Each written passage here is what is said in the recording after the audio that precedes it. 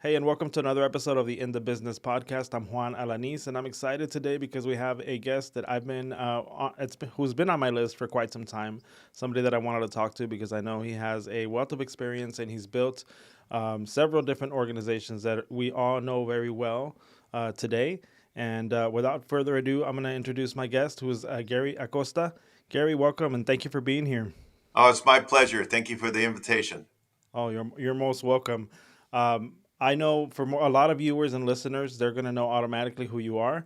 But for those who are living under a rock, can you tell us a little bit about who you are? Introduce yourself to our viewers and listeners, please. Sure. My name is Gary Acosta. I'm the co founder and CEO of the National Association of Hispanic Real Estate Professionals. It's an organization that I co founded 23 years ago in San Diego, California. Prior to that, I was in the mortgage business. I worked for a community bank. I had my own company for a little while. Um, I had a colleague by the name of Ernie Reyes, who was kind of a mentor to me. He serviced a lot of Latino home buyers as a real estate broker. I did the financing for them. We used to mastermind a lot. And in 1999, we came up with the idea to start NAHREP. NAHREP has grown today to what is probably the largest Latino business organization in the country, Wow. with just under 50,000 members and about 100 chapters. We do reports, we have big conferences, we do political advocacy, all the stuff that a good trade association should do. A few years ago, I partnered with a gentleman by the name of Sol Trujillo Hmm. and with music legend Emilio Estefan to start the Latitude event platform, which was kind of like NARAP on steroids. It was taking some of the kind of secret sauce that we utilize to build NARAP to be a formidable organization, but apply it beyond the housing space into other sectors of the economy, and including the entertainment and media sectors, the political realm, sports, and so forth. We've been doing that for 6 years. And 2 years ago, Latitude spawned off Latitude Ventures, Mm. which is a $100 million venture capital fund that invests exclusively in Latino led startups and tech companies. So That's those are the amazing. things that keep me busy these days. Quite a few things. So I think there's a lot to dissect there, but I want to go back a little bit to where you got started. What was it initially that gave you the inspiration, or that you said, "Hey, this is something that we need to build"? When we're talking about NAREP, or what was it that kind of started that, and how did that come about? How when you started that process? Yeah, I'll tell you, the idea came to me when I was at a conference, and the conference that I was attending was all about technology and the internet and how it was going to affect the housing industry, and it made Hmm. me feel very sort of vulnerable that the industry and the market was going to change in a profound way, and I wasn't ready for it, and maybe a lot of my colleagues in the business who were largely Latino weren't necessarily ready for it at all. And this is 1999, so the internet is really starting to take off, and you really felt like the world was changing. Mm. But I will be honest, I started the organization more as a an opportunity to build my own business and to acquire relationships that could help me do it. Probably more so in the beginning than I had for philanthropic reasons.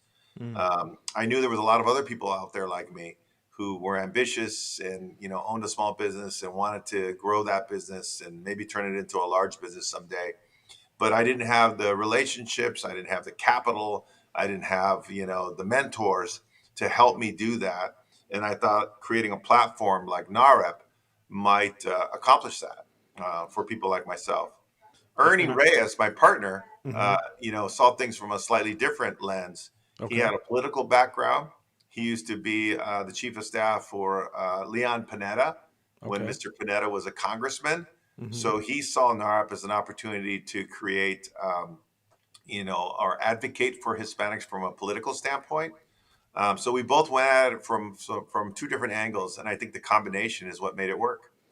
And I have to imagine that the times were a little bit different then. So to start this organization that was focused, that was geared towards Latinos, was it difficult to do? Was it something that you faced any challenges, or that maybe today you wouldn't face? Well, I think that's a great question. I will acknowledge that we got a little bit lucky. So when we started the organization in 2000, the census was just about to release its report. Remember, we do a census report every 10 years Mm-hmm. that was going to show that Latinos were going to be, had emerged as the largest minority group in America for the very first time. Right. So we had just surpassed the African American community as the largest minority group in the United States. And when data and news came out about that, companies and policymakers became more interested in the Mm. Hispanic market in general. So then here comes along an organization that is made up with real estate professionals that's representing the Latino community. So we fortunately got a lot of positive interest from the very beginning. But I will tell you, from the beginning, most of my job was to try to educate people about what the Latino community or marketplace was really all about. Most people thought it was very kind of a low end segment of the market. A lot of people with economic challenges, a lot of people maybe with, you know, um, other didn't speak English, Right. having immigration issues and so forth. Mm-hmm. And so I was telling people like, that's a segment of the population, but the truth is Latinos are going to be driving economic growth in this country for the foreseeable future. And I, had to go on a listening tour to sort of share that. I don't have to do that as much anymore. So the marketplace is more mature than it was in 2020, 2000, to your point. Well, I was going to ask you, do you feel like that's changed that now do you still feel like you have to educate, a part of part of your work is educating, folks about what the Latino community presents as an opportunity and who we are as a I community. think that's definitely still Yeah. something that we have to do. But I'll tell you, I spend more time kind of telling people how to reach the marketplace, Mm. and not so much that there is a marketplace out there. Okay. So now I'm telling people, look, Latino home buyers, you know, have these nuances. An example would be, Latinos are twice as likely as the overall population to own a small business. So Hmm. if you think about it from a housing perspective and a mortgage perspective, qualifying people who are self-employed is always a little bit tougher. So you need to Hmm. start to think about products and services that service this industry or this segment of the market correctly. So it's a little bit more of that and a little bit less of, oh, did you know there's a lot of Latinos that are interested in buying homes? Now, I'm curious, what was the reception of the community though, when you said we're going to build this and it's for us, it's for the community, and it's a way to provide resources and connect us and networking, etc. I Was it mean, was yeah? there's a Was the little bit community of receptive? skepticism. Okay, Do you want me to tell you an anecdote? yeah, that'd be great. So I'll share a story with you. So when we started the organization, um, my friend Ernie, my co-founder Ernie Reyes, took me to lunch with somebody who he saw as sort of a kind of a sage, wise old man who ran a newspaper in San Diego called La Prensa. It Mm. was sort of a political, kind of like old brown beret kind of publication. And he said, "I want you to talk to him about what you want to do with NAHREP." And I did. And I remember having lunch with him, and he started to assemble the salt and pepper shakers like chess pieces on the table. And he Wow. said, "When they come after you," and I said, "Come after me? Who's going to You're come like, after me?" who? He says, "The first people that come after you are going to look just like you." Mm. That's what he told me. And I thought, wow, that doesn't seem right. But, I did experience a little bit of that. Mm. And there was a little bit of pushback from our own community Okay. because some people see an organization like NAREP as being divisive and not what it actually is, which is about inclusion, Mm. and about advocating for a community that historically has been underserved Right. and eliminating barriers, not dividing people. Right. And so sometimes we have to spend more time than we think talking and educating our own community. Um, when we go after or pursue objectives like this. Mm. That's really interesting, but I feel like that is true to a large degree. That sometimes there is a resistance because maybe people don't understand what you're doing, Yeah, or how it's coming about, and or they don't feel included, or they feel like they want to be involved more from the, at the forefront of what's happening, or they want You to know, and build it's it not with it's you. not all coming from a bad place. You Yeah. know, one of the things I've learned about the Latino community, obviously I'm Latino. I grew up in a very traditional Latino household. I think Latinos want to view themselves as part of the mainstream. Mm-hmm. You know, not necessarily as a niche or a segment that is outside of the mainstream. I think that's okay. Mm-hmm. It's one of the reasons why when we started Latitude, we coined the term the new mainstream economy, Mm-hmm. because I think it is true. Our society in the United States, our economy, has constantly evolved. It's not static. It's not that Latinos are all of a sudden coming in and it's going to shake things up and make things different. This is just the latest iteration of America's cultural evolution, Right. and we're a big part of that now, which is something to celebrate. I think. Yeah. And I know you said when you first started NAHREP, you kind of did it with the idea that you were going to build your business and you were going to, Yeah. at what point did that change for you? It didn't take very long. Okay. So I would say that was my aspiration from the beginning, and I think it actually helped create a foundation for the organization that I've always been attentive to, and that is we are a business organization first. We're Mm, not a civil rights organization. right. There are other civil rights organizations that do great work and have made a lot of what we do possible, but we're a business organization. I would say a year or two into the experience of building NARP, I started to really feel this sense of responsibility. I Okay. started to realize the scale and the magnitude of what it was that we were trying to do and the impact that it had the potential to have on thousands, if not millions of people.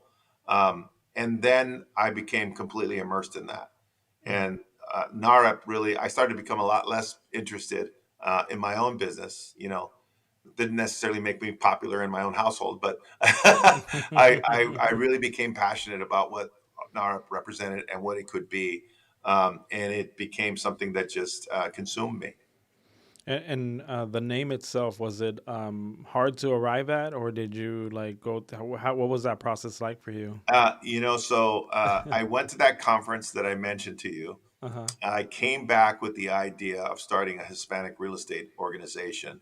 I met with Ernie on a Saturday and I told him what I thought we needed to do. And before we left that meeting, we had already written out the acronym NAHREP. Oh wow. So it came pretty quickly.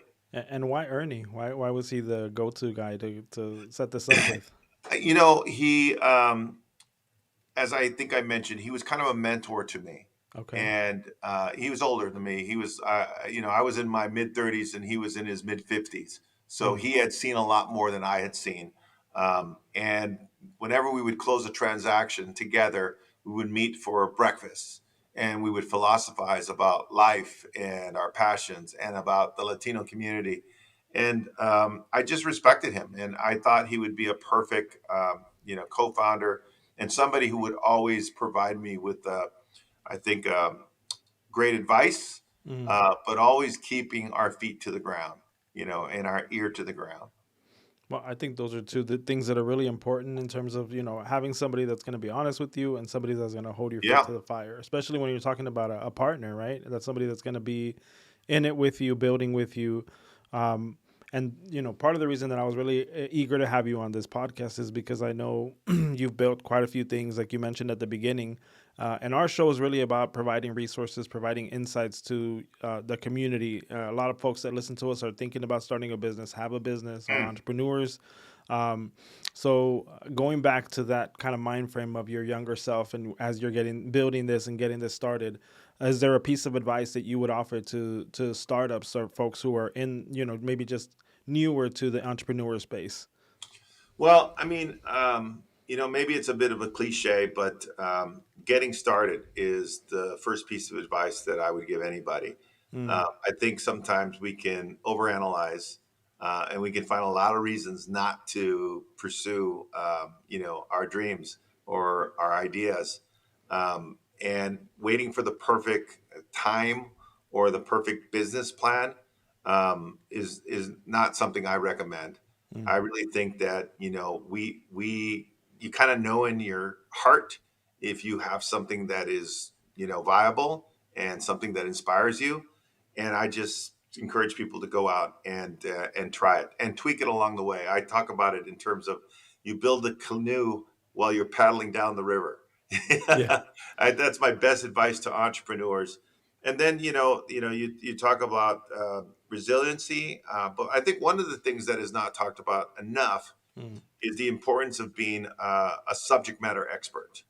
Okay. So actually being really good at something, Right. and becoming an expert in a particular field or a particular segment within a field. um, I always think the people that really make it, they are known to be the best at something. Yeah. So I'm a big advocate for honing your skills. Always work on yourself first, and then don't hesitate to take that first step forward. No, I think those are two really great pieces of advice, and I would agree with you that it's you can it's good to get the work, but if you're not able to deliver great results, then that's you're kind of not doing yourself a great service, right? So That's absolutely right. Yeah. you've got to be able to deliver the what you promised and over deliver. Hopefully and I think that gives you a better reputation and gives people more of an incentive to want to recommend you to their network of people that they have that they you could work with as well. Sure. Um, and so going back to a little bit of the conversation earlier, so when you started the NAHREP, did you have any experience, or did you kind of just say, "Hey, I'm going for this, and I'm gonna start, creating this group, this organization that's gonna represent, all the Latino real estate professionals." I had no experience whatsoever. I had no credentials that would lead anybody to believe that I was qualified to start an organization like NAHREP. But you But weren't I waiting for the knew, perfect moment. You said, "I'm gonna go for it." but I believed that somebody had to do it. Right. That there had to, the idea was strong, the vision was the right one. Um, and then Ernie used to say, "If not us, then who? If not now, then Mm, when?" Kind of right. thing. And that was sort of what drove us. And I know a lot of people who are in the real estate industry. I have a sister who's been a realtor for over 20 years, and I know that in real estate, it really is one of those places where relationships matter quite a bit. Would you agree that that's a big part of the real estate industry? Is the relationships that you're able to have, maybe not only with your clients but also with the people that you work with on a regular basis? There's no question about that, and it's not just limited to real estate. Mm-hmm. Um, Especially as you mature as a business professional, relationships become your primary currency as you get older and into the end and further along in your career. Mm-hmm. And I mean that. So whether you're working inside of a big corporation, having relationships in either peer type positions or more senior positions, somebody who is your internal advocate, your internal sponsor, having those relationships are critical inside of a big corporation. Outside of a corporation, if you're an entrepreneur and you're trying to build your own business, those relationships are even more invaluable. And the advice that I give people, especially when they're young, is be nice to everybody, Mm. because you never know when the person sitting next to you is going to be in 5 years or 10 years. Yeah. Um, and I have tons of stories where I give that example.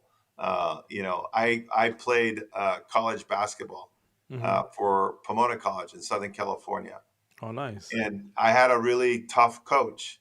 And turns out that coach is Greg Popovich, Oh, the, wow. the winningest coach in the history of the NBA. He was my college basketball coach. It was his very first head coaching job. Oh my God, And, that's pretty cool. who would have known? Right. So if my career was sports instead of real estate, that relationship would be worth gold. And it still is worth a lot. I had a chance to actually catch up with him a couple months ago in New York, and it was really great to reconnect. But that's my point. You never know where the person is going to be who's sitting next to you right now in a few years. Yeah, and I think sometimes we get stuck in when you say relationships. I think people sometimes get the idea that, oh, it's going to take a lot of time. Oh, it's a very difficult thing to do, especially today's society, maybe where we're a little bit siloed off with our devices and our very much personalized entertainment, and we're not really meeting our neighbors and talking to our neighbors every day. What would you say are some go to tips for building strong relationships? Well, number one, you have to be authentic in pursuing those relationships because people will be able to recognize that right away. So if you are purely looking for relationships for opportunistic reasons, it'll come across as forced and inauthentic, Mm, right? So you have to be, first of all, authentic in your pursuit of those relationships, which means that you're not always asking for something when you talk to somebody. More often than not, you're always asking the question, or you should be asking the question, "What can I do for you? How you mm, doing?" Um, that's the foundation or the fundamentals of building long-term relationships. Um, and relationships are like investments, right? mm, You want to manage your investments strategically. You want to be attentive to your investments.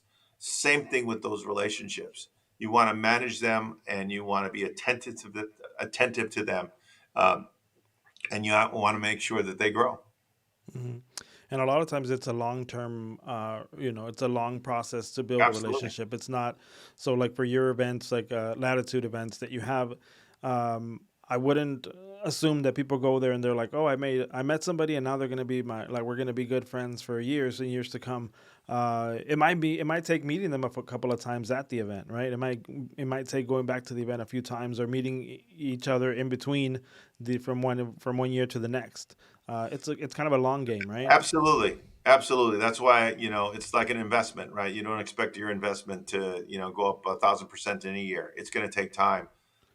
When you think about the economy and the way the business community works, and you think about relationships and how it all fits in, um, you realize again how important they are in the long run. And I give some Mm. examples of this. Right now there is what I describe as a war on DEI, Ah, the diversity, equity, and inclusion, right? yeah, Everybody was sort of committing to those things and saying how important that was 2 or 3 years ago, right after George Floyd. right. Today, everybody's saying those are terrible. Elon Musk is saying that planes are going to start falling out of skies because of DE and I. But here's the thing: this is the way DE and I should have been framed from the very beginning. Mm, It is about eliminating artificial barriers that are out there. mm, When you talk about the real estate industry, for example, I use this as an example. I was asked on CNBC, why has it been so difficult to get Latinos in the real estate and mortgage financing industries? mm, And I say, because it's one of those industries that is what I describe as a self-selecting industry. mm, If you ask 100 people who are in real estate or in the financial services industry how they got into that business in the first place, 9 out of 10 will tell you because somebody I know recruited me, invited me, introduced me to the business. mm. The real estate business is not something that people generally study for in college and Right. aspire for. It's almost always based on relationships. And when you think of some of the most prestigious careers, like in private equity and venture capital, and some of these very, very high level prestigious industries that are very hard to break into. It's all about relationships at the end of the Mm, day. You can't break into those industries if you don't have relationships, which is one of the reasons why Latinos have historically not participated in those industries, is because we haven't had those relationships. mm, And so eliminating those barriers, the spirit of DE and I was about not just lowering the bar, but actually releasing or eliminating artificial barriers and facilitating relationships where people can, rise to the level that they should and deserve to be in. and I have to. I'm really glad that you brought that up because I do think that that's something that's very prevalent right now in terms of DEI, Oh yeah. and the conversation that's happening around it. But and I have to imagine that in your line of work, especially putting events together, major events, national events that we're talking about, that starts to affect the bottom line if everybody starts to turn away from DEI. So I can see that education is a big part of it. But I guess what else do you like tell people when you're having that conversation and they're a little bit resistant, or they're like, oh, you know what, maybe we can't invest in that at this time. Well, I mean, that's why it's always important to make your case with data. Mm-hmm. So 3 years ago, 2 years ago, more or less, an organization called the Urban Institute, which is a think tank in Washington, D.C., Mm-hmm. came out with a report that says that 70%, that's 70% of homeownership gains, net new homeowners over the next 20 years will be Latino in the United States. Mm-hmm. 70%. So we can sort of have a conversation about the Latino market and talk about DE and I and talk about, fairness. But at the end of the day, you can't deny those numbers.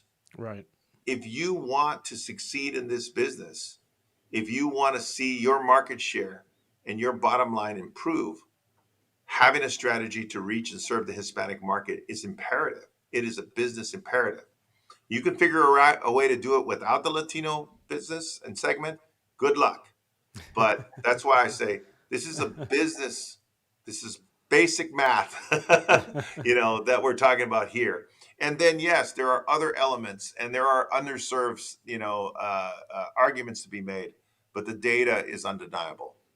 No, I think you said it all right there. I mean, you said your mic drop after that. So going back to your success and kind of what you've built, do you think that some people say that part of being successful is just showing up? That showing up is a big part of achieving success. And like you were saying earlier, persevering and continuing to show up, even if Yep. you're uncomfortable, you're not sure if you're accepted or not. Do you think that statement is true, that just showing up is a big part of success? Yeah. I mean, I think I don't necessarily love to characterize it that way because it sounds a little too simplistic. Mm-hmm.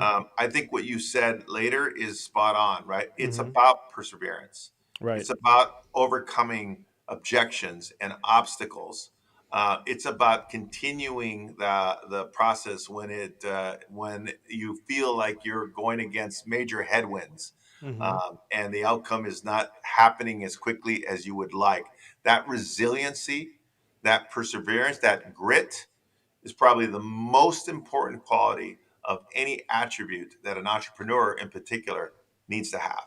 If you Right. have that, then you're almost certainly going to be successful. Mm. Conversely, you can be the smartest guy in the room, but if you don't have that, you probably won't be successful. Nice. Now, I do want to talk about latitude. I want you to tell me a little bit more.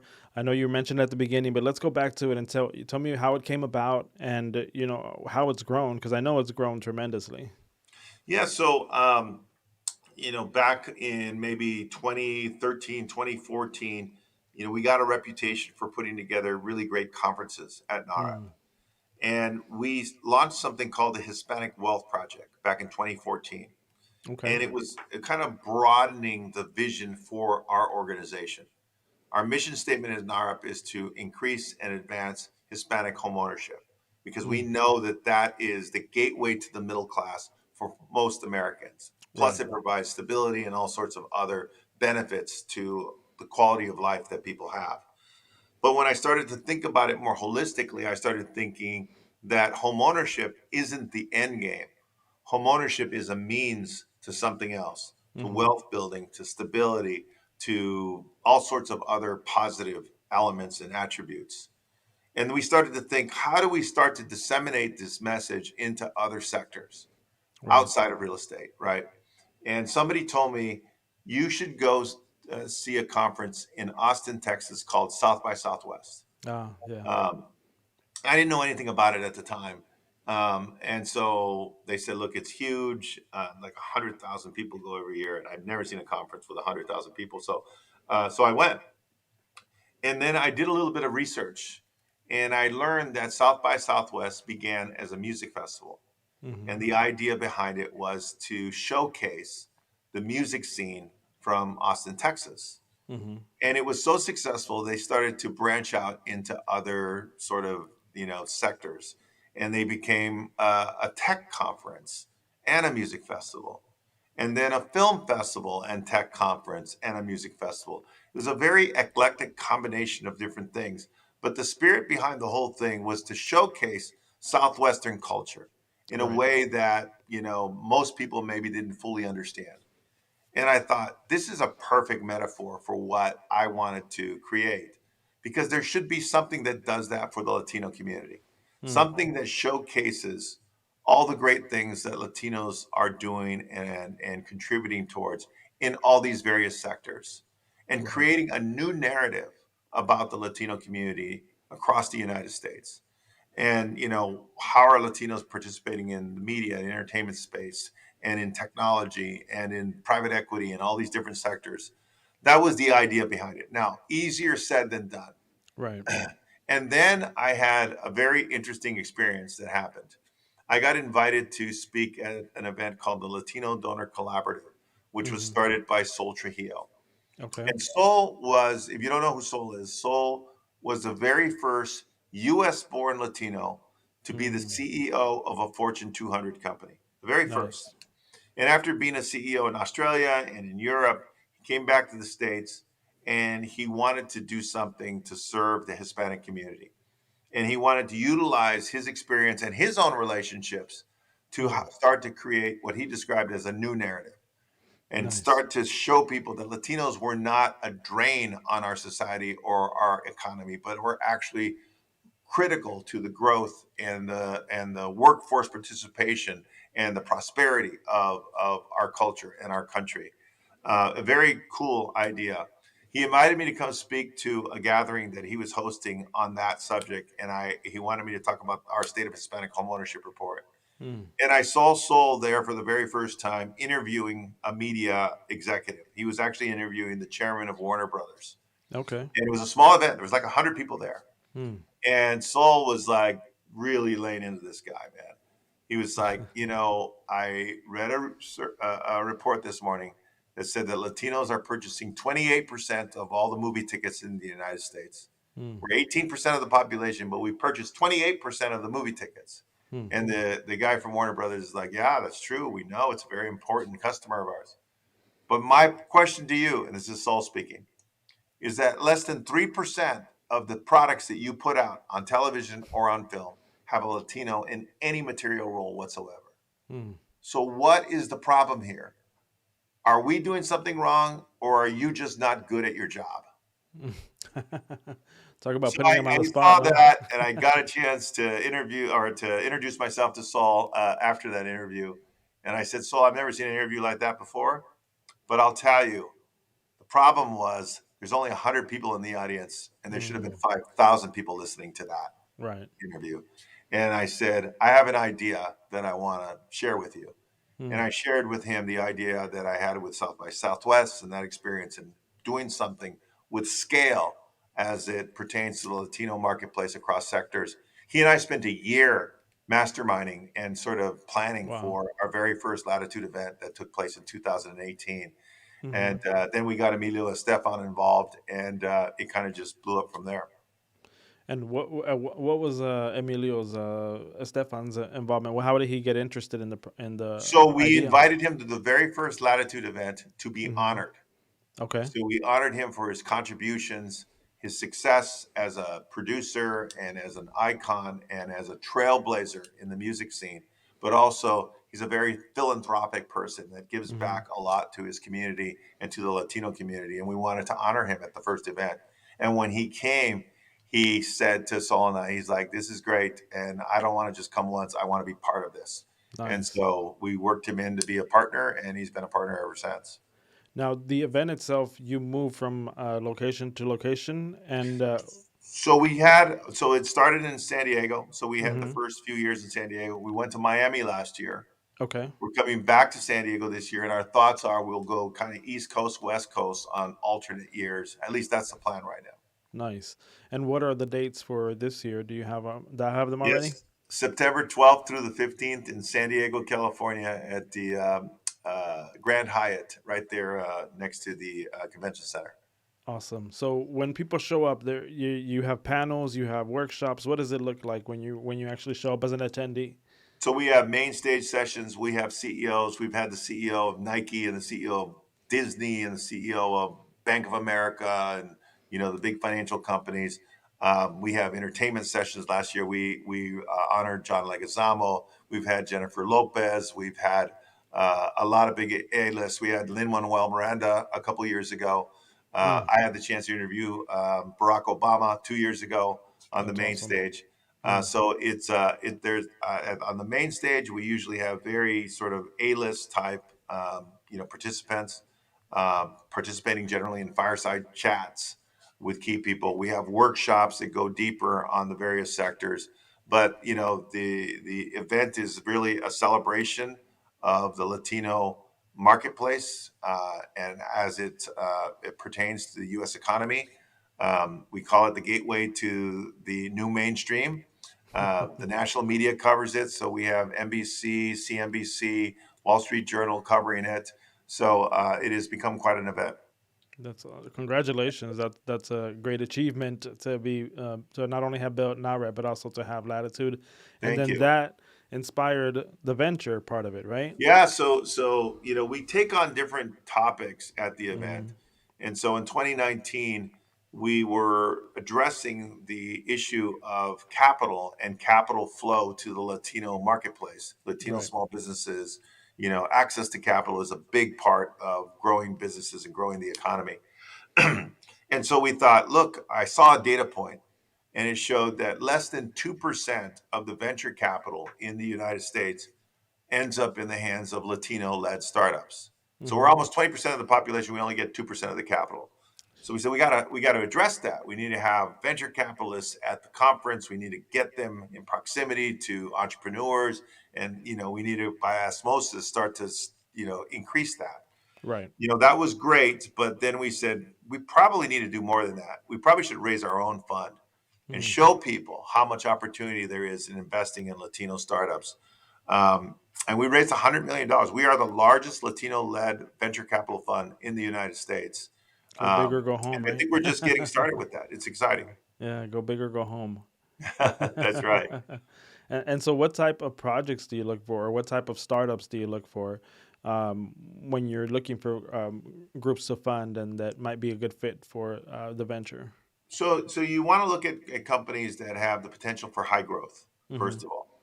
So you're probably not going to invest in a taco shop or an escrow Hmm. company. Right. So generally, there's technology that's involved because Hmm. technology can be very scalable, Right. relatively quickly. But we actually invest in a pretty broad, set of sectors. So we've invested in a company that has made software for satellite companies. Um, we've invested in a company that does frescas. So Mm. so so we'll and we invested in a makeup company. Okay. And so a pretty broad diversity of company sectors, but what they all have in common is they have tremendous opportunity for growth, and they're all led by a Latino founder. That's amazing. Uh, do you feel like part of the reason like you're this serial entrepreneur, I'm gonna call you at this point, do you think part of that has to do with the way your upbringing, the way you grew up? Do you attribute at that at all? I know I didn't ask you about that at the beginning, but now I'm curious. I got to You think know, about it I now. I um I was very fortunate to have really terrific parents, Mm, and I tell people this because there's a little bit of a nuance in this. Um, because we like to think that we all encourage our kids and we all mm-hmm, tell them that they can do great things with their life. I think my parents somehow were able to convince me of that. mm. So I say my parents didn't just tell me that I can do anything; they convinced me that I could. And I think that nuance is How did is a they do that? differentiator. What's that? How did they do that? I mean, they both did it in different ways. Like my Mm, dad was more of the the guy that was more of a cheerleader, encouraging type. My mom was more of the kind of disciplinarian in the family. mm, Um, so she kind of like would challenge me. It's like, come on, Gary, you can do this. This is right, ridiculous. You right. know better or whatever. And it's very hard to explain how they were able to convince me of it, but I always grew up with that confidence that I could actually make my ideas materialize into something. And I do attribute that to my parents primarily. Well, I mean, if we could package that secret sauce, and that's why I'm like, hey, give us the recipe. Give us the recipe to know how to do that. But no, I think that's amazing. Where did you grow up? I was born in East LA. Okay, I grew up in Montebello, which is just southeast of downtown LA. okay, So I've been a Southern California, resident for my whole life. nice. Okay, so you got good weather. And you get addicted to the good weather. Yeah, yeah. Well, I'm from Texas, so I when the few times I've been to California, I'm like, oh man, I can see why people love it here. The weather is our secret sauce, definitely Yeah. our secret weapon. Now I'm gonna ask you if there was a single piece of advice that you feel like has been the best advice you've received. Could you share it with us? So, are you a basketball fan? I am a little bit, yeah. Do you know who Greg Popovich is? Yes. So, people ask me all the time, what was it like playing for him? What Mm, did you learn from him?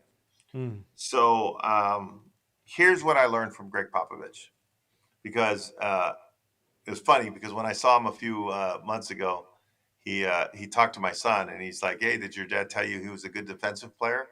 And my son says, "I don't think so." He goes, "Good because he sucked at defense." But what Greg Popovich, what I learned from him was that we were a Division III basketball program in Pomona. On a good day, we could get maybe 500 fans in the stands. That would Oh be a wow. good day, right? Okay. But to Greg Popovich, we were Duke, we were UCLA, and he coached us and demanded that we play with an intensity that was at that level. Because Mm, what I think he was doing for himself is he was not coaching at the level that he was at. He was coaching at the level that he wanted to be. mm, And so I learned from that you don't ever play, for this audience or the stage that you're on. You play for the audience or the stage that you want to be on. And if you do that, you will eventually be on the stage that you want to be on. That was what I learned from him. I didn't mm. realize it at the time. I just thought he was a pain in the ass coach that just demanded a little too much from us. But I came to acquire that wisdom over the years. Man, that's a great piece of advice. And man, I think that's a great way to also kind of wrap this conversation up in a nice little bow because I think that says a lot, and I feel like I can see how that translated to a lot of the stuff that you talked about today. Before we go though, anything else that you want to share or say for our listeners or viewers? Yeah, I mean, I think that first of all, I appreciate you inviting me on. Of course. I really enjoyed our conversation. Um, I do think that our Hispanic heritage background experiences are kind of our superpower moving forward. It isn't something to be suppressed, it's something to be celebrated. Hmm. When I grew up in East LA, um, my mother protected me from the discrimination and the path that was kind of paved for us from the Hmm. very beginning. My mom wanted me to learn English first. She wanted me to be part of the mainstream. She wanted me to go get an education. Um, she encouraged me to do all of those things. Today, it's different, right? We can utilize all of these nuances that we have. The Hmm. marketplace is becoming more diverse. I think the fact that we live in a sort of dual culture gives us an advantage in the business world that other people don't necessarily have. So we need to embrace that, take advantage of it, and make the most of it because it really is our time. That's awesome. Ladies and gentlemen, Gary Acosta, this conversation was everything I expected and so much more. Thank you for Very being here nice. Thank again. you, buddy. All right, appreciate it. And we will see you guys in the next episode. Thank you so much.